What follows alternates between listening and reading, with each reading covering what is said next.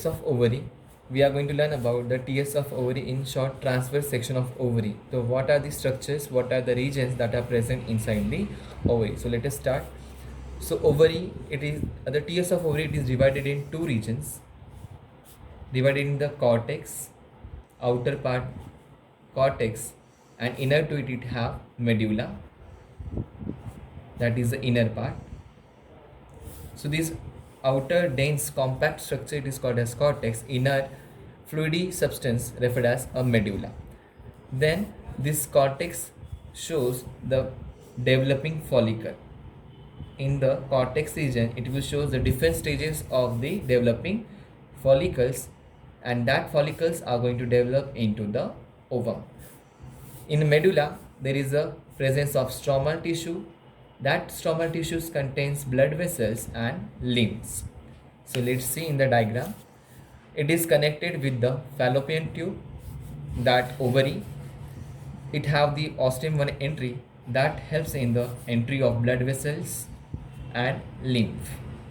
The outer dense compact structure called as a cortex, inner medulla containing with the stromal tissues referred as medulla. Outer layer of the TS of ovary, we call it as germinal epithelium. So germinal epithelium, it is the outer covering of the ovary. Then it shows the developing stages, starts from primordial follicle cells. Primordial follicle cells leads to the primary follicle. Primary will leads to the secondary. Secondary will leads to the tertiary follicle. From the tertiary follicle, it gets mature follicle, and that mature follicle will get break on the 14th day, that is during the ovulation period. So we can see ovum is released, so this is get rupture, and it is under the influence of LH hormone, that is a luteinizing hormone. As ovum is released, so what about the remaining cells? The remaining cells are going to convert into the corpus luteum. So this corpus luteum will remain as it is for the next 14 days, that is a 2 weeks period.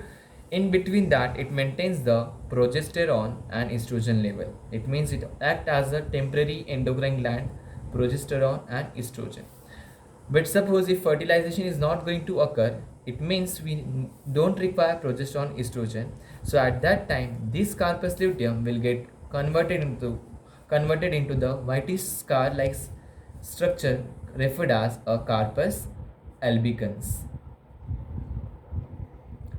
So that will terminate this progesterone and estrogen level, and that will lead to the next menstrual cycle by the process of menstruation.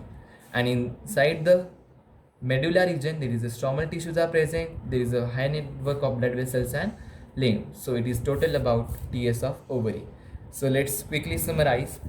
TS of ovary divided in two regions, outer part cortex, inner part medulla. What is special about cortex? It have developing follicles that starts from primordial follicle cells to primary follicle, secondary and then tertiary.